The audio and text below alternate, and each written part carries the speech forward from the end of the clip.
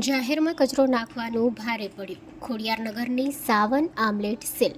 વડોદરા શહેર ward number 4માં Khodiyarnagar વિસ્તારમાં સાવન આમલેટના સંચાલક દ્વારા જાહેરમાં કચરો ફેંકતા અને ગંદકી ફેલાવતા પાલિકા તંત્ર દ્વારા નોટિસ આપ્યા બાદ દંડ ભરવા માટે જણાવ્યું હતું.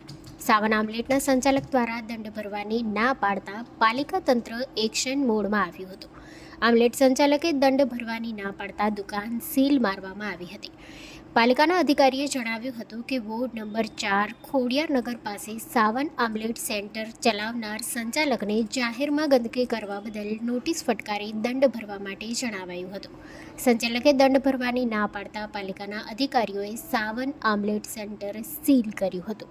Bureau report સત્યડે news. જો તમે આ વિડીયો ફેસબુક પર જોઈ રહ્યા છો તો લાઈક અને ફોલો કરો અને YouTube પર જોઈ રહ્યા છો તો અમારી ચેનલને સબસ્ક્રાઇબ કરો.